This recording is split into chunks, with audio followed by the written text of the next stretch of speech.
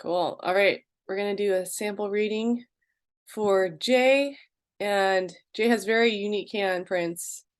Do you want to say a little bit about your hands? Sure. I was born without radius bones, so I don't have any radius bones in the forearms, which means that the arms curve inward because there's no support on them. And also, I was born with 5 fingers on one hand and 3 fingers on the other, and they surgically removed one finger and moved it to the opposite hand. Wow. And then because you have so I when I look at your prints, I want to share your prints here in a second. So let's see. Fix that too. Share screen. Oh, can you Fixing it right now. Okay, let's see. Share screen. Huh. Go ahead. Okay. Here we go. So if we look at Jay's prints, so here's the right palm. And you can clearly see the lines. Actually, I'm really glad you sent me this. Just to kind of talk a little bit about hand analysis in general, is that I look at both the hand, the shape of the hand, the lines on the hand, and then, but it gets really juicy when we start talking about the fingerprints, because the fingerprints is where your soul's purpose lies. So when you have like a palmist look at your hands, they're just looking at, and they're looking more in a predictive sense, like, oh, who will I marry? How many kids will I have? With hand analysis, I'm looking at more of how someone's wired. So your hands are definitely very interesting. And I want to say that you have a dermatoglyphic. This is the moon part of the hand. So if this is the thumb right here, the right hand, this is the moon area, right? So it cannot be reached by the thumb. And it's kind of like the part of the psyche or part of the hand where it's not so much about doing, but about being. Mm-hmm. And your thumb, because your thumb is all about, doing things, getting things under your thumb. So it's like the opposite side. So I just want to point that out before I talk about it. There's actually a fingerprint over here. And then you also have this kind of a straight line across. We can see if I want to point out. So thumb, every fingerprint here is a whorl. It's a circular fingerprint. Mm-hmm. Can you see that? And let's see. See, these are all whorls. And so this is a little finger. This is all about Mercury. Mercury is all about communication. The messenger, sharp, quick, clever. Kind of the jokester. I think like Sherlock Holmes, storyteller, all that stuff with the Mercury finger. So this is a very strong Mercury finger. Stronger than most people's Mercury fingers. What does that mean, though? We'll get into that. I'm going to get into all of this. But I just want to point out some things that are kind of intriguing. Okay. So this is I would call this a Saturn finger. So when we think about the fingers, the thumb is the thumb. Pointer finger is Jupiter. Middle finger is Saturn. Your ring finger is Apollo. And then the pinky is Mercury finger. So I'm calling this middle finger here Saturn. And so this is kind of interesting because this one's bent. And usually when fingers are bent, it does have a meaning to it. Look here, this is also the moon area of the hand. This is there's another dermatoglyphic or another fingerprint here, which is very interesting. Okay, so I'm going to kind of talk a little bit about kind of the shape of the hand, and then the lines. So you have what really stands out to me is this line right here. And so this is actually a heart line. What's that? What is that? So this is a heart line right here. And see how it kind of directly goes to the Saturn finger. But I'm gonna kind of finagle with this because I'm kind of putting a bunch of things kind of together. And then you tell me if how accurate it is. Tell me if it's off, if it's not quite right. But this type of heartline is what we call the Gina heartline. And the Gina heartline is the fiery, passionate, volatile, very direct heartline. And this is all about, it doesn't, this is the name of the archetype. So it's not like just for women. Men and women both have this heartline, but it's a heartline that's very intense and very fiery and has very strong reactions and is very opinionated.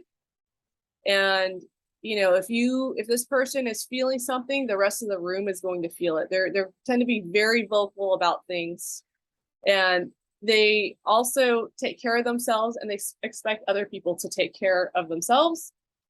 They tend to be more me-ish, meaning they tend to be more about themselves, self-focused in relationships, and they need passion, they need excitement, they hate boredom, and their style is knowing what they want, being very clear with their wants. In the Bay Area, there is a lack of Gina heartlines. A lot of the times I see them, they're frozen, meaning this person is wired to be very direct and very fiery and very opinionated. But, the Bay Area is all about not triggering people, not getting people upset. So it's not a very welcoming place for people with Gina heartlines. And they tend to be very expressive, and their partner tends to be their opposite. So they tend to attract what we call the Michael heartline, which is more the thinky feely, romantic type. It's named after Michael Caine, that actor. Kind of the dreamy, thoughtful, considerate. They feel a lot, but they don't really express themselves. Kind of a lot brewing, but it's underneath. They try to keep their cool. So tell me, how does that land? So far, pretty accurate. Okay, okay. So yeah, the Gina heartline. What they say is you want to be your type.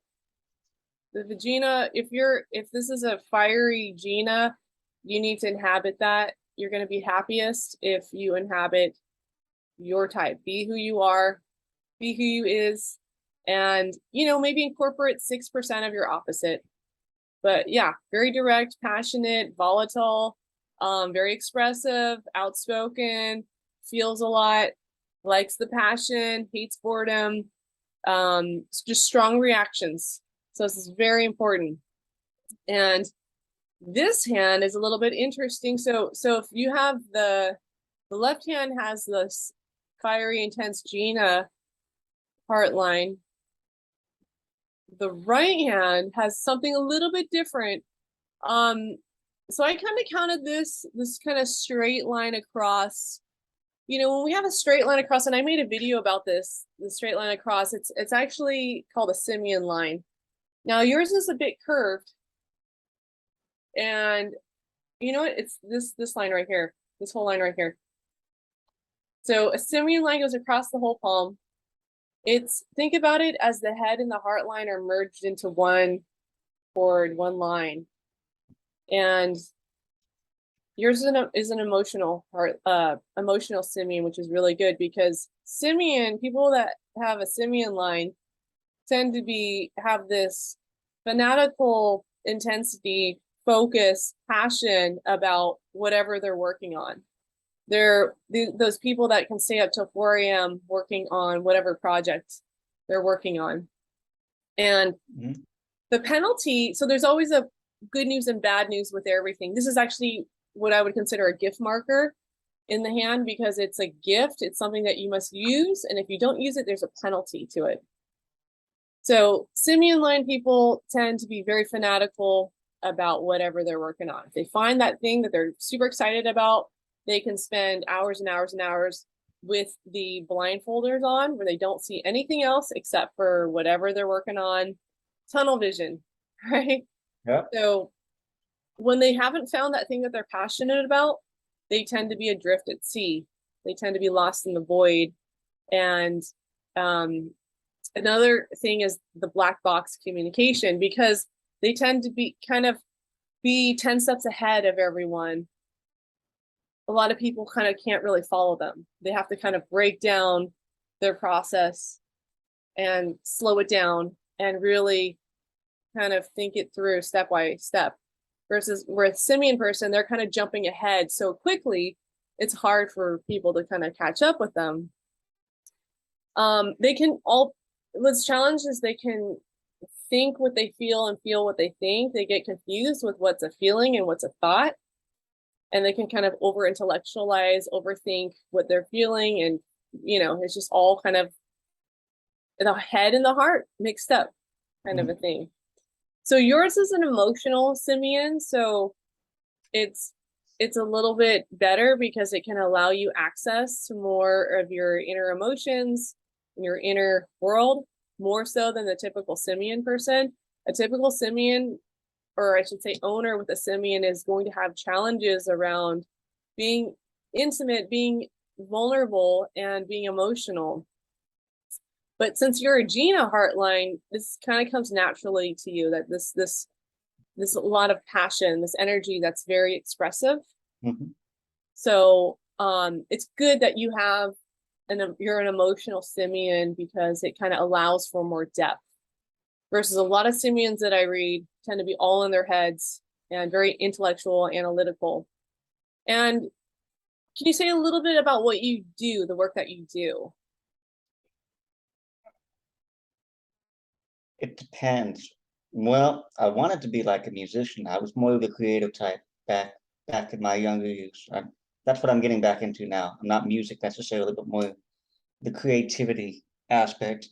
Mhm. But I used to teach math at one point also. So when I taught math, actually, it sort of shut that other side of my brain down. So I couldn't be creative when I was actually teaching math. So it's either like I'm either one or the other. I have access to both, but I can't do both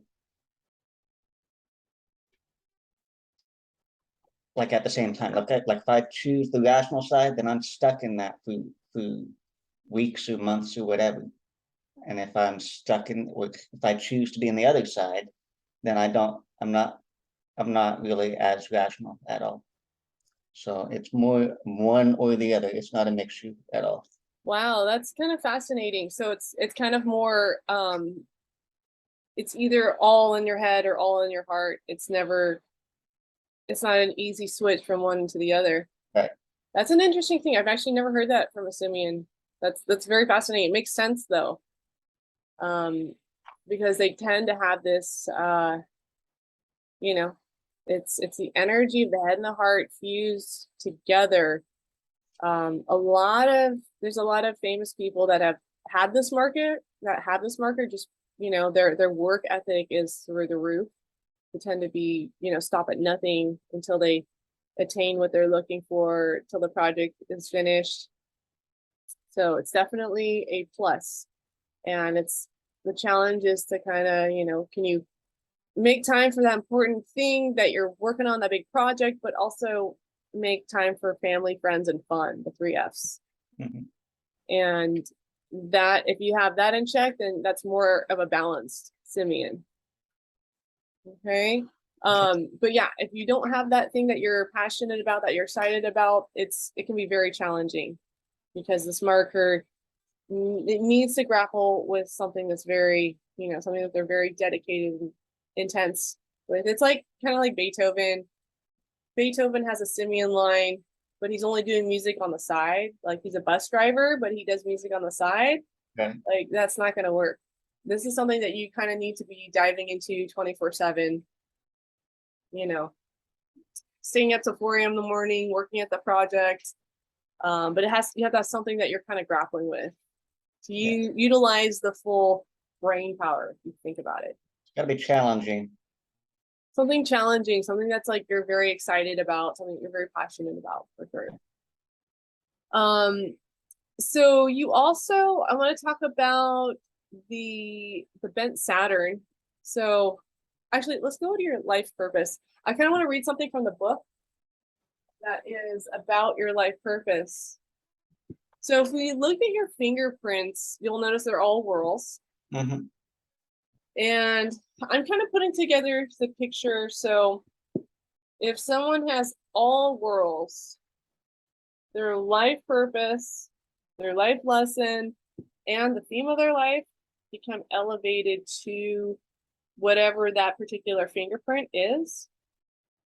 And for you, it's school of service. So this is like the theme of your life. It has to do with being conscious of your of being of service. Knowing when to do for others and when not to do for others. Did you really want to do that thing? Or was it something just a passing infatuation or a passing impulse? Being very clear about your I wants, being very clear about your saying yes to things, and also being able to have boundaries around saying no to things and knowing when you're doing things out of obligation or you lock yourself into something versus doing things because doing them is the reward in and of itself. There's no strings attached to it. Okay. And so there's not going to be one incident or key relationship or issue in your life that doesn't revolve around service. Okay. So you kind of being in school of service, you kind of have to experience all different types of service from the self-sacrifice where you're just doing things, doing, and you're drained, you're completely giving all your life force energy away to, the other extreme, which is like, I'm not doing anything for anyone except for myself, which is the selfish side. So the key is finding the balance, finding, what, do you want to help? Do you want to contribute? Do you want to be of service versus doing something in order to try to control someone or expectation, where there's an expectation. So true service comes from when it empowers both you and the other person, the giver and the receiver. And it feels good regardless of the outcome. So, Billy wants to borrow your car and you're like, well, I kind of need my car for work, but you still say, sure, you can borrow my car, Yeah. Or let's say you have a family and, they need you to stay home and you're some famous singer and they're like, no, we need you to be here at the house and, you can't go out and sing. And if you decide to go sing and go perform and they're like, well, we never accepted you or whatever, we don't love you or whatever it is. Can you just knowing if you're doing something because someone's codependent on you, because someone has enmeshment issues versus, hey, this is a healthy boundary. I want to do this. You can take care of yourself for a couple of hours or whatever it is. Right. And then the self-sacrificing part where you're just like saying yes to everything. So does that make sense? Yeah. But yeah, it's knowing have you been able to say no to people if you don't feel like doing something? Well, you to talk about our appointments today, I was gonna say no, no, but no. I knew you were busy today, so I was perfectly fine with you moving stuff around. Oh. But no, I don't have any problem saying no to people. If it's going to affect my life greatly, I put myself first. But Awesome. if I can help other people, yeah, that brings my joy level up also. So Mm-hmm. Oh, that's good. That's good. And some people will do service, in order to kind of,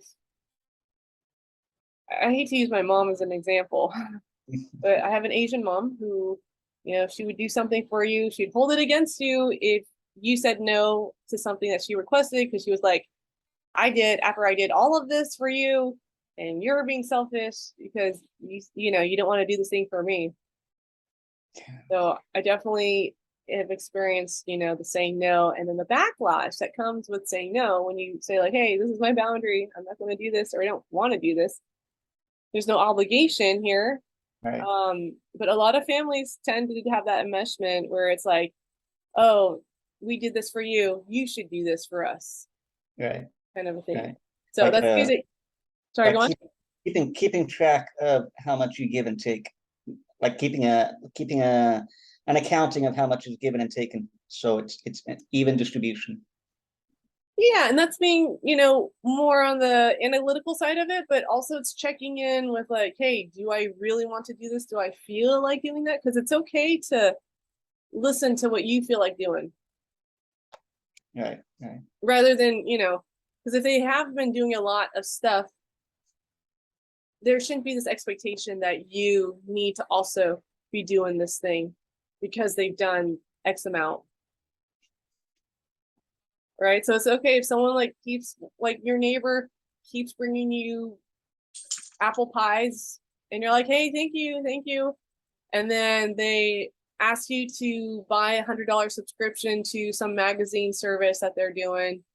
And you feel obligated because they've been bringing you all these pies. right. And it's okay to say no to that.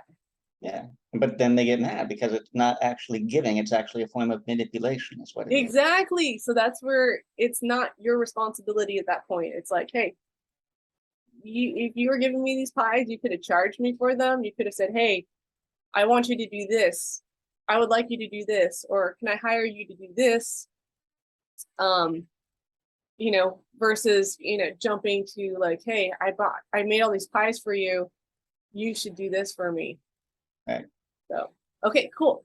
So, when you have nothing but whorls in the hand, I want to read the specific archetype that this comes to. It's Lone Tree on the Plain. So there's a really good book that kind of personifies your specific life purpose, and it's called Siddhartha. Have you read that book? No. Okay, I would definitely recommend it. It's a short book. I think I just donated my copy to half price. What's Otherwise, I'd send it to you. what's it called? Siddhartha by Herman Hesse, Hesse. So the purpose is all about service. The life lesson is all about finding a balance between self-indulgence and servitude. So basically it's about learning to feed your appetites. What do you want to do? How do you want to indulge? How do you want to um create, your life, create your surroundings, create your environment? This is being very choosy with how you're kind of spending your energy, service wise. This is the most extreme form of duality. And so, in order to reach your fulfillment point, which is, where you feel like your life purpose is fully exalted and you are experiencing joyful, selfless service, you must immerse yourself in total selfishness. And so the lone tree on the plain basically comes from Chinese palmistry, and it basically represents a person who is a law unto himself. So Siddhartha by Herman Hesse is a great example of this life path. Young Siddhartha joins a monastery, but his attempt at social existence based too much on mental construct is bound to collapse.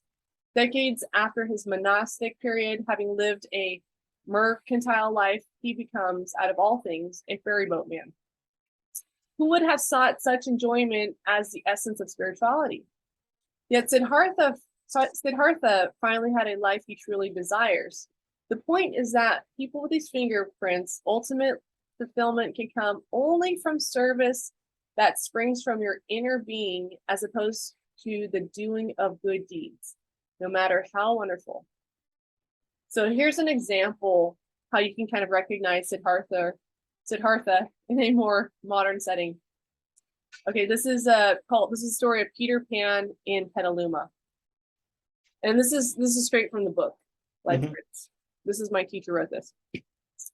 Al came in for his reading, perspiring heavily.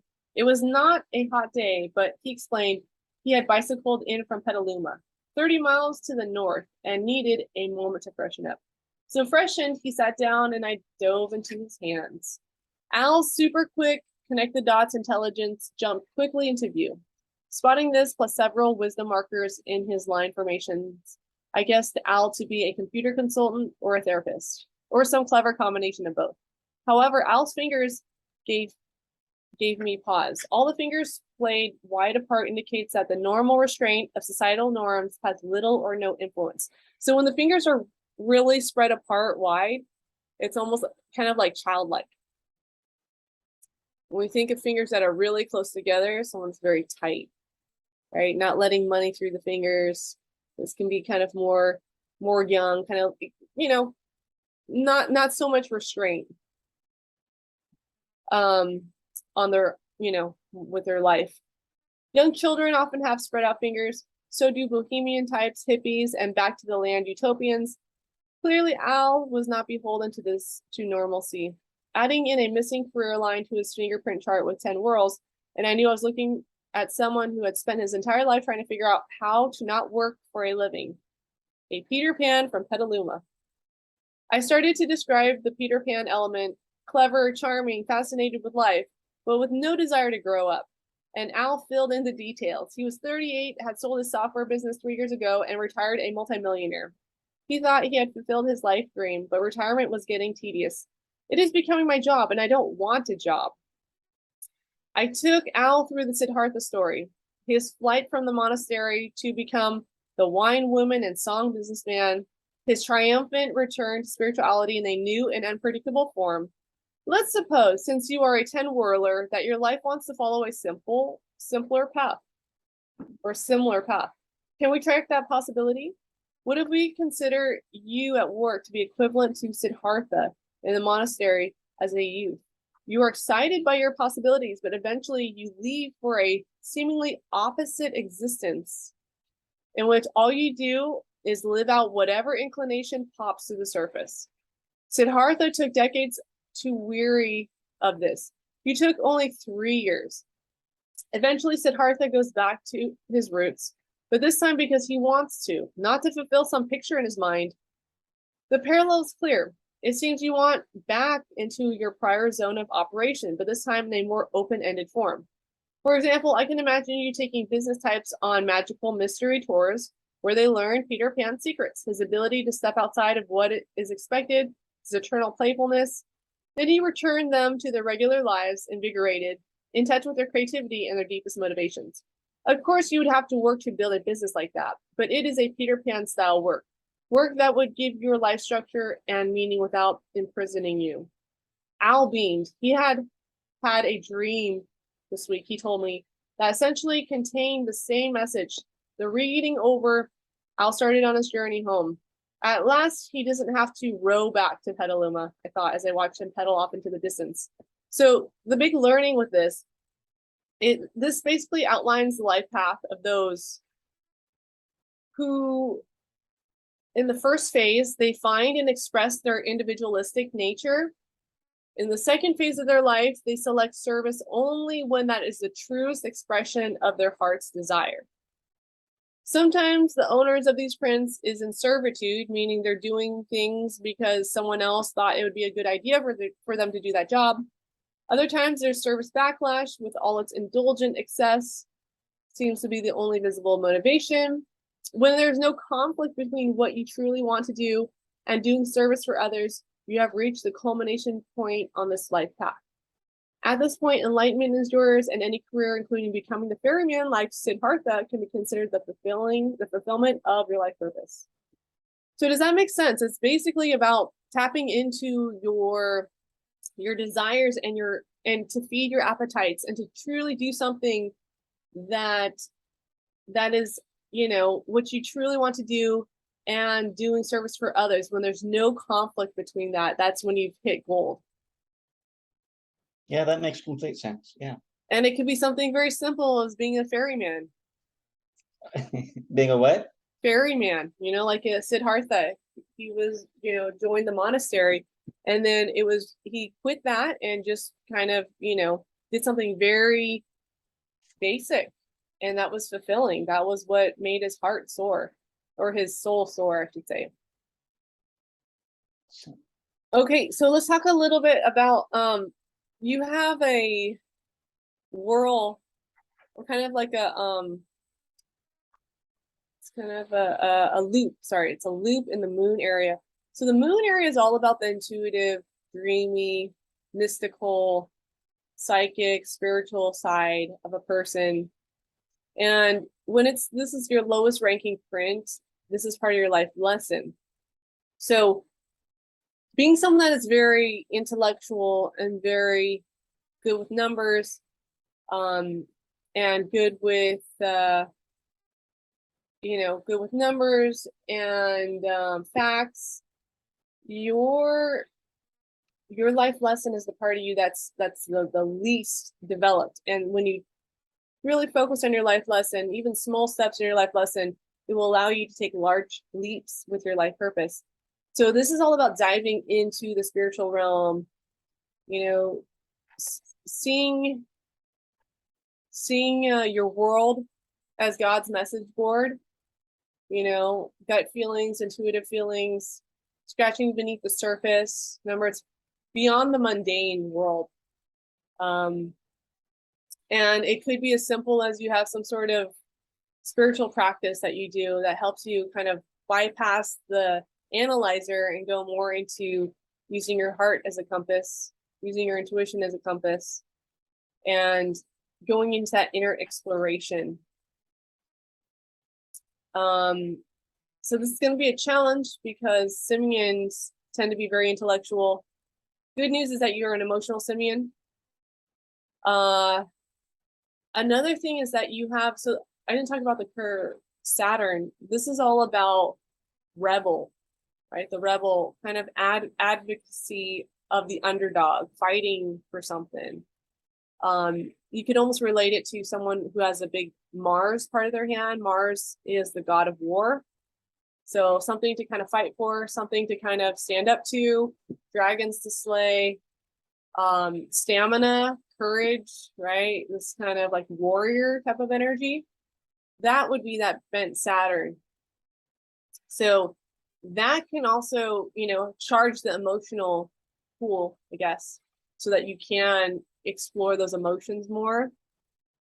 And also plus the Gina heartline is kind of adds to that kind of that bent Saturn, that rebel quality. So, and you also have a big Mercury finger. So the Mercury finger is all about the storyteller, communications, connecting the dots. They tend to be very quick, sharp, and clever. They tend to be able to decode things, and they can kind of exaggerate, the fish. Every time they tell a story, the fish was this big and this big. So they can kind of color their storytelling to kind of make it more, more exciting, more dramatic, more theatrical.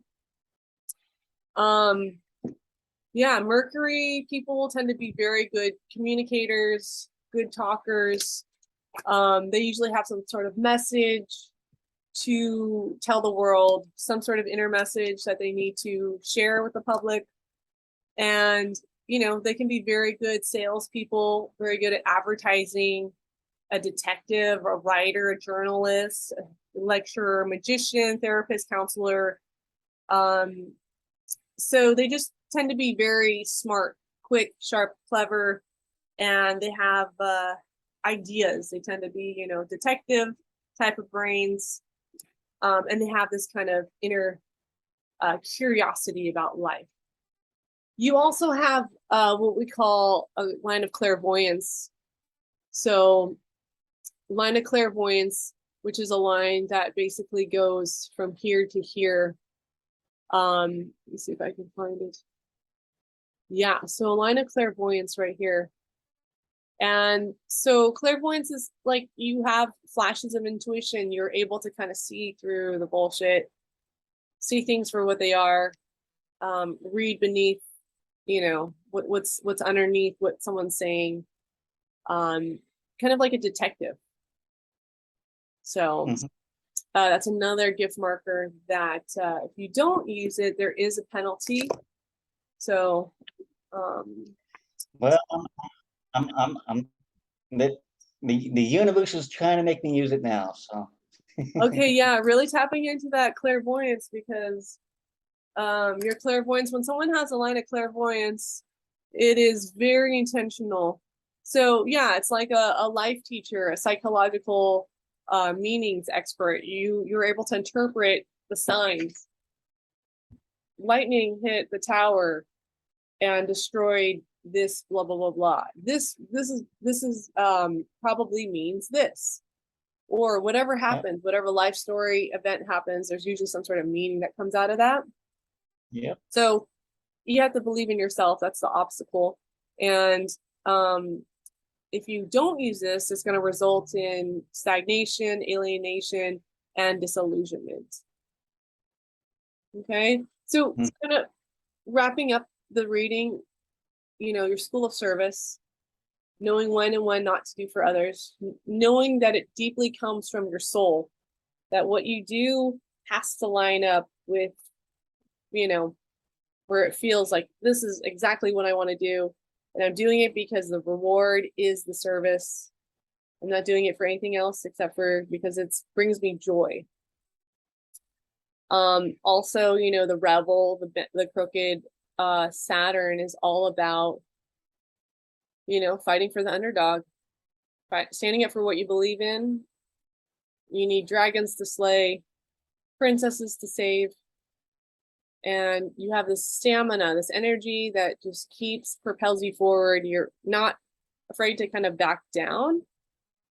And when things get challenging, especially with the Gina line, this is like a heart line that is very, very, very vocal about how they feel, what they're feeling, and any opinions that they have. They're very fiery and almost like an uncensored. Like they're that person that they're going to be they're usually the Ginas are very charismatic and very funny. They tend to be very blunt about things. And the line of clairvoyance, so using whatever the world as God's message board and being able to dive deep, going into that space, that spirituality, that place that's not your intellect, but using your intuition, using your heart as a compass rather than always relying on this, because that's where Mhm. your life lesson lies. And so it's like if someone has a lot of intellectual energy, how can they dive into the emotional and intuitive and the dreamy part of it? That would be your life lesson as well. Do you have any questions? Oh, you cut out. Oh, do you have Can you any hear me? questions?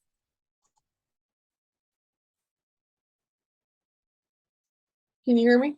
I can hear you now. Yeah. Okay. Do you have any questions about the reading? No, you've been spot on about everything. Okay, cool. Well, awesome. So I'll stop this and thank you, Jay, for letting me read your hands and sharing your life story.